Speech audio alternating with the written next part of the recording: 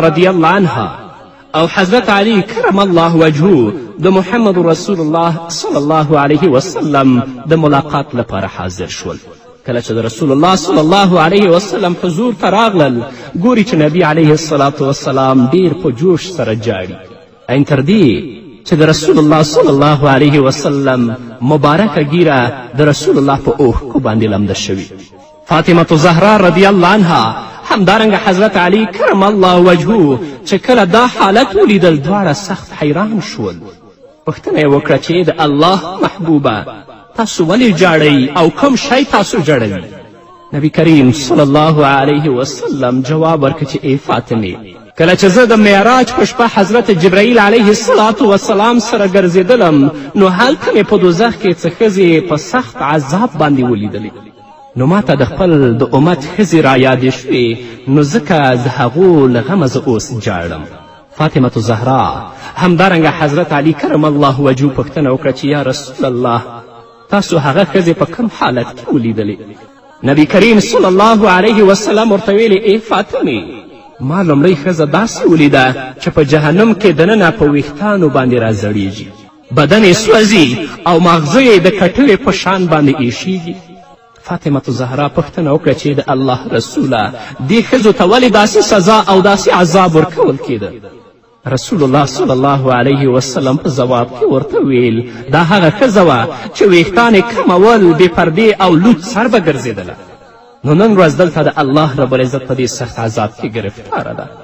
نو راشئ قدرمنو اوریدونکو زما خویندو د خپل ژوند ته وګورئ چې ستاسو ژوند څنګه تیریږي. آیا موږ د رسول الله صلی الله علیه وسلم وینا منلې ده که رسول الله وینا موږ په پښو لاندې کړې؟ یا د دنیا په محدود ژوند باندې موږ دوکه شوي یاستو؟ کله ویښته د خپل هلکانو غوندې جوړ که، کله ټکری مه په سره وه، او که په سره وي هغه هم ډېر نازکه چې د هغه ویښته تې ښکاري. الله ته به ورځې، الله به درنه پوښتنه کوي کومه ښځه چې رسول الله په دې عذاب باندې لیدلې ته به هم په دغه عذاب باندې ګرفتاره یې.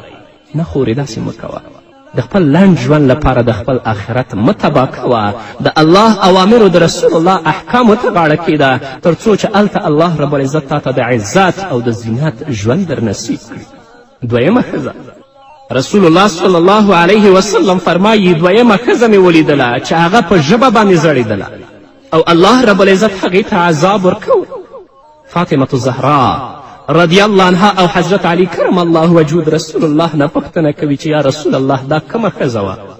رسول الله ورته ځواب ورکوي دا هغه ښځه وه چې دې به د خاوند په مخه کې شوخي کوله، د خاوند خبره به یې نه منله، خاوند به چې څه ورته ویل دې به فورا جواب ورکوه، پټه خوله به کله هم نه پاتې کېدله. دا خو لا پرېږده، ځینې خویندې داسې شته چې هغه د خپل خاوند ته شکنځل کوي، د خپل خاوند په بدو نومونو باندې یادوي، الله به ستا نه پوښتنه نه کوي. نو زموږ ورونه دې هم د خپلو ښځو حقوق وپېژني چې ښځې پرې څه حقوق لري، زموږ خویندې دې هم د خپلو خاوندانو حقوق وپېژني چې خاوند پرې څه حقوق لري، او د متقابلو حقوقو په عملي کولو کې د خپل ژوند په مینه او په محبت کې تیر کړي. خو متاسفانه چې زموږ ورونو د خپل خویندو حقوق نه دي پیژندلي، او همدارنګه زموږ خویندو د خپل خاوندانو حقوق تر اوسه نه دي پیژندلي، چې کله خبر ورته وشي نو خاوند ته فورا ځواب ورکوي، هغه به په بدو نومونو یادوي او حتی هغه ته به په مجلس کې یا د هغه تر شا ښکنځل کوي. نو رسول الله فرمایي چې ما داسې ښځه هم ولیدله چې هغه په جهنم کې د ژبې نه ځوړنده وه او الله رب العزت هغه ته سخت عذاب ورکوه. دا هغه ښځه وه چې د خپل خاوند سره به یې ژبه کوله او فورا به یې هغې ته ځواب ویل. نه راشئ په دنیا کې د مینې د محبت ژوند تیر کړئ، د الله او د الله د رسول د کلام په رڼا کې ژوند تیر کړئ. دا نه چې په دنیا کې بد رد یا خپل خاوند ته ووایو یا یې مور و پلار ته ووایو یا خپل اولادونو ته ووایو او په آخرت کې د الله رب العزت په عذاب کې ګرفتاره یو. الله دې موږ ته د نیکو اعمالو توفیق راکړي. درېیمه ښځه بیا نبی کریم صلی الله علیه وسلم فاطمة زهرا او حضرت علی کرم الله وجهه ته وفرمیل درېیمه ښځه مې ولیدله چې هغه په خپلو سینو باندې په جهنم کې راځړېدله او د جهنم اور د هغې نه راچاپېره و او هغه یې سوځوله. حضرت علی او فاطمة زهرا د رسول الله نه پوښتنه کوي یا رسول الله دا کومه ښځه وه او د دې کوم عمل و چې الله رب العزت په دې سخت عذاب کې دا ګرفتاره کړې وه او دې ته دا عذاب ورکوه؟ رسول الله صلی الله علیه وسلم ورته فرمایي چې دا هغه بد اخلاقه ښځه وه چې دی به د پردیو نه پرده نه کوله او په فساد او په بد اخلاقي باندې به اخته وه، نو هلته د دنیا ژوند دې لذت ګڼلی و، د دنیا ژوند دې ژوند ګڼلی و، د دنیا ژوند دې عزت ګڼلی و، آخرت دې هیر و. نو دلته به الله رب العزت دې ته دغسې عذاب ورکوي او تل تر تله به د الله په دې عذاب کې ګرفتاره وي. که مسلمانه وي هغه به د خپل د هغه بدو عملونو عذاب څکي، الله به جنت ته بیا بیایي. او که چا بد کارونه کړي په دنیا کې توبه وباسي، په اخلاص و صداقت سره الله ته رجوع کړي، هیله ده چې الله رب العزت دا ګناهونه ورته معاف کړي او الله رب العزت پې پرده واچوي. بیا نبی کریم صلی الله علیه وسلم وفرمایل چې بله ښځه مې ولیدله چې پښې یې پر سینه تړل شوي وي او لاسونه یې په سر تړل شوي ول او په جهنم کې پرته وه او د الله رب العزت عذابونه یې څکل. فاطمة الزهرا او حضرت علی کرم الله وجهه د رسول الله نه پوښتنه کوي چې یا رسول الله دا څوک وه؟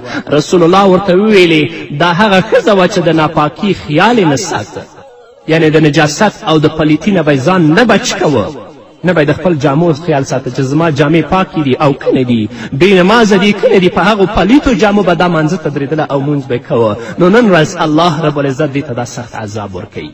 زمونږ خویندې دي د مانځه لپاره ځان ته مخصوصې او ځانګړې جامې ولري، ځکه چې تل لپاره دوی ماشومان ساتي، یا د ماشومانو لاسونه پلیت وي، یا د هغو پښې پلیتې وي، یا تل لپاره هغوی پلیتي کوي او دوی د خپل جامې تیبش نه ساتي، بیا په هغه جامو باندې الله تدریږي مونځ کوي. یو د شرایطو د مانځه نه دا ده چې ستا جامه به پاکه وي، چې جامه دې پاکه نه وي نو الله به ستا مونځ څنګه قبول کړي؟ بهتره دا ده خویندو چې د مانځه لپاره ځانګړې او پاکې جامې ولرئ چې کله مونځ کوئ هغه راښکته کړئ، وایې غوندئ که بیرته وباسئ کولی شئ. پنځمه ښځه رسول الله صلی الله علیه وسلم وفرمیل بله ښځه مې ولیدله چې مخې د خنزیر په شان و او نور بدن یې د خره په ډول و. حضرت علی او فاطمة الزهرا د رسول الله صلی الله علیه وسلم نه پوښتنه کوي چې یا رسول الله دا څوک وه؟ رسول الله صلی الله علیه وسلم ورته فرمایي دا هغه ښځه وه چې دې د غیبت عادت درلوده، تل لپاره به یې د خلکو عیبونه لټول، غیبت او تهمت به یې کوه. نو نن ورځ د الله رب العزت په دې سخت عذاب کې دا ګرفتاره ده. زموږ د خویندو مجلسونه ټول د غیبت مجلسونه جوړ شوي دي. د الله ذکر د الله یاد زموږ نه هیر دی.